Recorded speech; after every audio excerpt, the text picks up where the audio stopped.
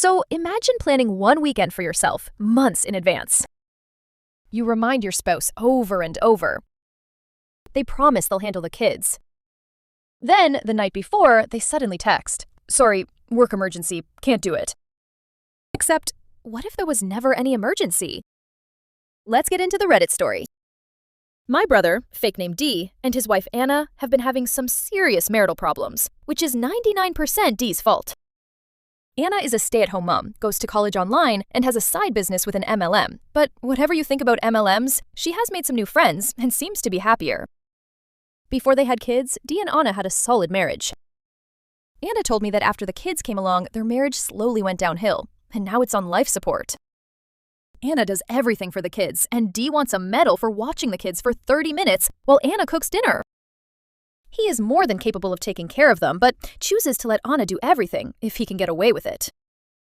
The MLM Anna is involved with is having a big convention this week. We are locals, but Anna decided to do a staycation and is staying at a hotel near the convention with her friends. This has been planned for months. Anna told Dee to take time off work and made it very clear she needed the break and that this would be a really good opportunity to network. Over Christmas, she asked him if he got approved for the time off, and he said, yeah. I told her he was going to mess this up for her, and she told me he better not. She called me in tears. Dee had texted her that an emergency came up at work and that he would not be able to take time off. He had to put in a long day on Tuesday and would be flying out on Wednesday. He was so sorry and would make it up to her. I thought she was going to have a breakdown. She could barely talk. I told her to calm down, finish packing, and pick her kids up from school. I said I would watch them until Dee got home. She did not want me in the middle.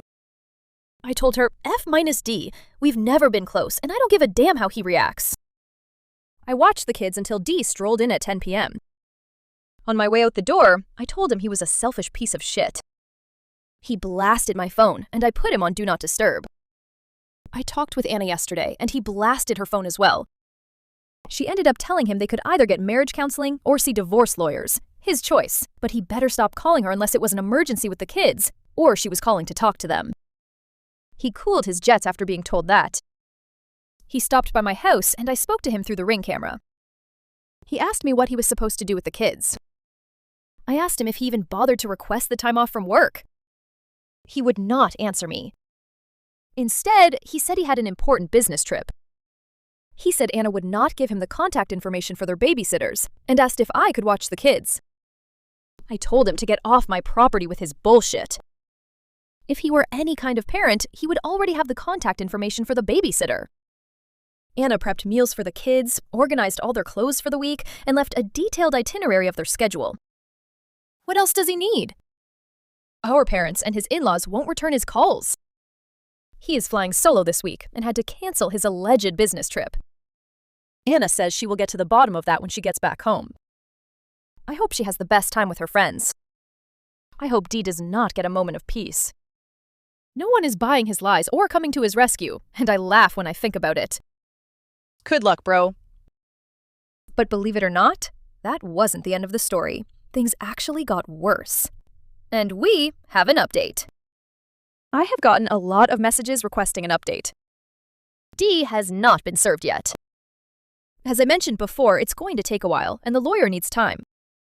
Dee is still as clueless as ever, and is still living in his office. Anna has stopped doing anything for Dee. When I say she does nothing for him, I mean nothing. No hosting, no cooking, no laundry, nothing.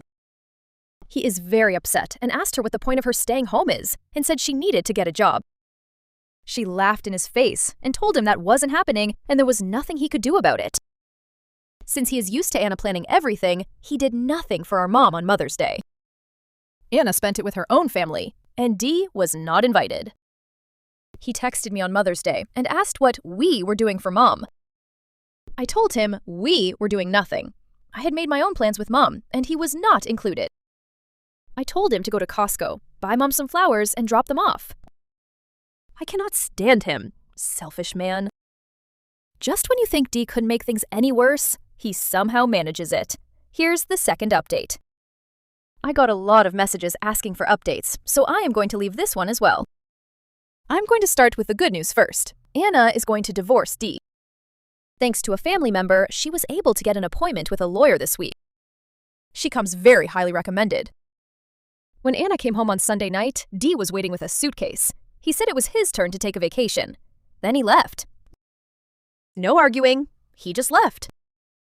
In his warped mind, his silence is meant to punish Anna, but he is just making her life easier. While he is gone, she is making copies of every financial document she can find. She hopes he really teaches her a lesson and stays gone. The house was a wreck. She moved all of Dee's stuff from the master bedroom into his office. Everything is lying on the floor. You can't even walk in there.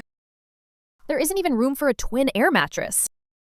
The kids actually enjoyed their time with Dee. They were asking for him today and want to spend time with him. Anna called him. He answered. He spoke with the kids and told them he was on a business trip. She is going to file for joint custody. If he doesn't want 50% custody, then he will have to turn it down on the record.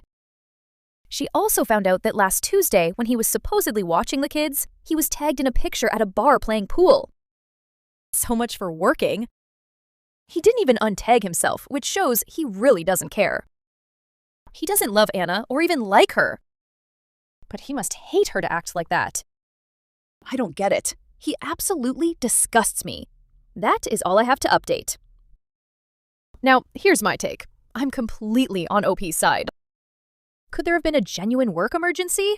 Sure, real emergencies happen. Jobs sometimes demand unexpected sacrifices. But that argument completely falls apart when someone refuses to answer whether they even requested the time off in the first place, gets caught at a bar during the time they claimed to be working, and immediately starts looking for anyone else to take care of their own children. This story isn't really about one canceled trip. It's about years of one person carrying the entire mental load, while the other person assumes someone else will always step in. Anna planned the meals. She organized the clothes, wrote out the kids' schedules. She arranged everything she possibly could before leaving. The only thing Dee had to do was be a parent. Instead, he tried to hand that responsibility to his sister, his parents, his in-laws, literally anyone who would say yes. The moment nobody came to rescue him, everything started falling apart. In real life, relationships rarely end because of one big fight. They usually end because one partner gets tired of carrying responsibilities that should have been shared all along. So now, I want to hear what you think. Do you believe this marriage was already beyond saving long before the fake work emergency? Or if Dee had genuinely changed after all of this? Do you think Anna should have given him one more chance? Let me know your thoughts in the comments.